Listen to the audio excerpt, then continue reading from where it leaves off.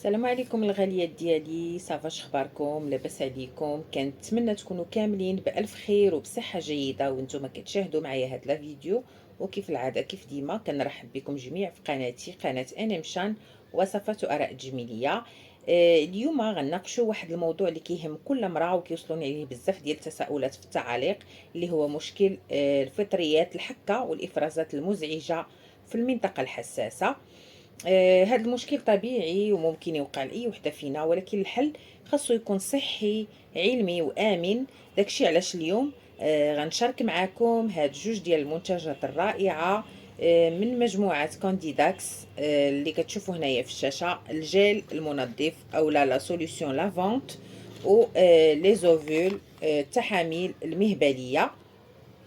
غنشوفوا المكونات ديالهم بالتفصيل، علاش فعالين، طريقة الاستعمال الصحيحة باش تهناو نهائيا من هذا المشكل. فبقاو معايا حتى لاخر الفيديو باش نتعرفوا على هذا الشيء كامل. اول حاجه غنبداو بالخطوه اليوميه واللي هي الغسول او لا سوليوشن لافونت. الا شفتوا معايا هنايا البنات في الواجهه ديال الكرتونه غادي تلقاو مكتوب واحد الاسم علمي مهم بزاف، وهو الميلالوكا الترنيفوليا. هاي غنسبه لكم هنايا مكتوبه محلول رغوي بالميلالوكا الترنيفوليا. هذا الاسم العلمي كيعني ببساطه خلاصه نبته شجره الشاي الاستراليه. وعلاش هذا المكون بالذات دايرينه كعنصر اساسي؟ حيت في علم الطب والصيدله هذا الميلالوكا كتعتبر المضاد الطبيعي رقم واحد عالميا في القضاء على الفطريات والبكتيريا. كتدخل وكتقضي على فطريات الكانديدا المسببه الحكه من الجذر ديالها. وداكشي علاش كيف كتشوفوا مكتوب هنايا يهدئ الحكه ويحد من الالتهابات، حيت هاد النبته كتبرد ديك الحكه وديك الحرقه اللي كنحسوا بها. وزايدين معاها حتى الالوي فيرا. الا قريتو هنايا من ضمن المكونات غتلقاو الالوي فيرا والبابونج اللي كيعطيو حتى هما واحد الترطيب. اذا كيف قلنا الميلالوكا كتهدئ الحكه، والالوي فيرا والبابونج كيعطيونا ترطيب. مكونات اللي هما زوينين في هذا لو جيل هذا. وبلا ما نساو ان هاد المنتج راه بدون بارابين، يعني امن تماما. طريقه الاستعمال ديالو كنديروا كميه صغيره في الايد ديالنا وكنغسلوا بها المنطقه الحساسه من القدام وحتى من اللور الا اقتضى الحال. ومن بعد كنشلو بالماء دافي وكنشفو مزيان بفوطه نقيه، وحبذا لو تكون ديال القطن.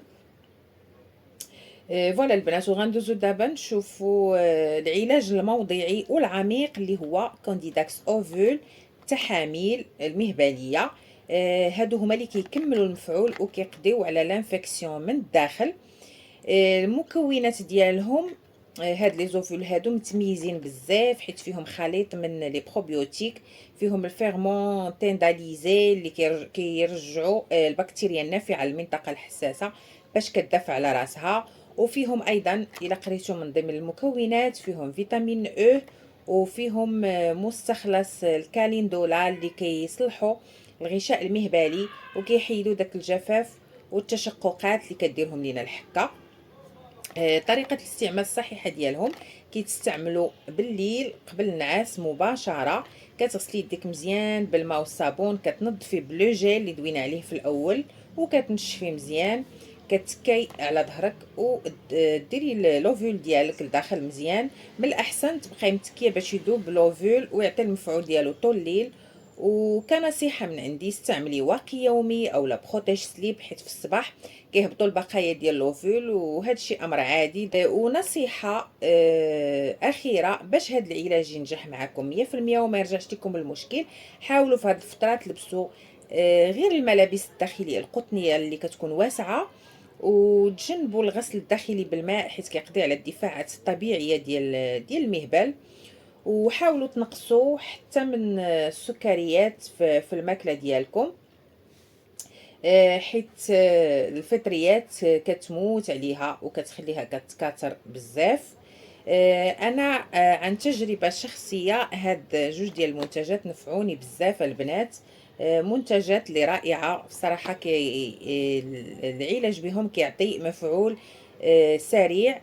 بالنسبه للاثمنه لي زوفول دايرين 99.90 درهم، وبالنسبه لو جيل داير 79.50 درهم. هادو هما الاثمنه ديالهم. ف الا بغيتو البنات تجربوهم، سولوا دائما، رجعوا للصيدلي ديالكم وسولوه باش تزيدوا تاخذوا معلومات اكثر. انا كنعطيكم رايي وشنو الحاجه اللي صلحت معايا او الحاجه اللي ما نفعتنيش. وانتوما الا بغيتو تاخذوا فكيف قلت لكم رجعوا للصيدلي ديالكم وسولوه عليهم. هذه كانت المراجعه ديالنا ديال منتجات كانديداكس الفعاله. شفنا علاش هذا المكون السحري ديال الميلالوكا مهم بزاف في الحكه والفطريات. كنتمنى من كل قلبي يكون هذا الفيديو فادكم ونال الاعجاب ديالكم. شكرا لكم بزاف بزاف على المتابعه ديالكم وعلى الحب والدعم المستمر اللي كتخليوه ليا في التعاليق. راه بالتشجيعات ديالكم وبوجودكم معايا باش هاد القناه غاديه وكتكبر كل نهار. ما تنساوش تشاركوا هذا الفيديو مع صحاباتكم واي وحده محتاجه هذه النصائح باش تعم الفائده. وإلا كان عندكم اي سؤال خليوه ليا في لي كومونتير، غنجاوبكم ان شاء الله. تهلاو ليا في راسكم وفي صحتكم ونشوفكم في الفيديو الجاي ان شاء الله. السلام عليكم.